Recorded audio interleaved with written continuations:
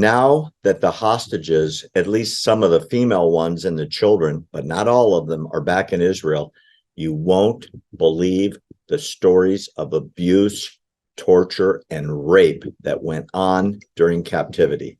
Oh my. Listen to this.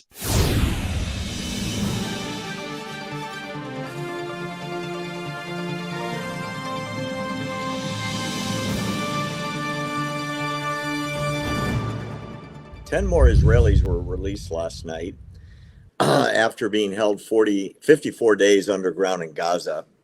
And now the news is coming out of the horrors of what happened at the hands of these insane, brutalistic animals, aka the Hamas. There's a Filipino national, Jimmy Pacheco, who said he was abducted from the kibbutz near Oz. I've actually been there.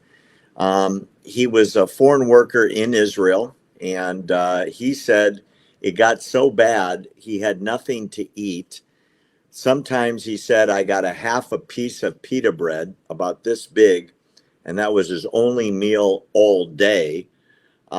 He said he would go to the toilet. He would be given toilet paper. He put it in his pocket. He wiped the walls with it. They were in the tunnels, and it picked up moisture, and he ate it. So he would have something in his body. He said, this is a quote, the Jews who were held with me were treated much more harshly. They were beaten with electric cables in front of Barry, I'm sorry, but Barry, what about all of these videos that they're showing on X where the hostages are waving, bye, bye, I see you later, maybe, bye, oh, bye. That's straight up propaganda. Oh, of course it is. Here's a picture, for example, of one of the hostages being released. This is 78-year-old Ruti Munder. She said she was kept in a chair for 50-something days, a plastic chair. She slept in it, and she was in it all day. She said she nearly suffocated because there was no air. She got very little food and no medicine. And it gets worse. These two boys, who are now back in Israel, according to the doctors at the Children's Hospital, they were marked with a hot motorcycle exhaust pipe with burns so they could be identified by Hamas. They will carry those burns with them for the rest of their lives. Wow. These are the worst stories I have ever heard in modern history. And yet there are tens of thousands of people protesting for Hamas in cities across America today. Yep. Wow. Does that blow you away? Yeah, you know what, Barry? These are monsters, and you know, I've been talking to you about how these people all over. I don't see it anywhere. I don't see it. I'm pretty sure it's happening on Facebook and YouTube, but most definitely on X. These people are pushing that Hamas are innocent. They haven't done anything wrong. They're just fighting against the occupiers.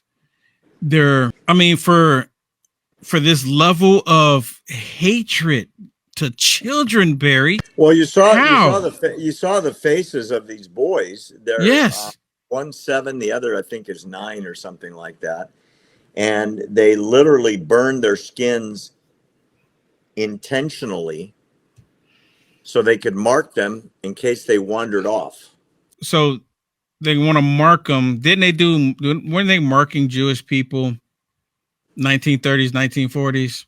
They marked them in the 1940s in the concentration camps, the same thing. Yep, they were marking people so they can identify them. It's like, so, but you know, they're used to marking people like this.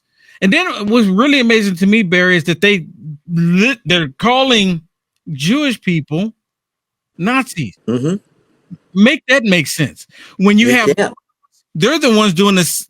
They're doing the same tactics, if not worse tactics, right? Some of the same tactics and even worse tactics than they did then. The difference, as I keep saying, the Nazis hid it. The Hamas broadcast it.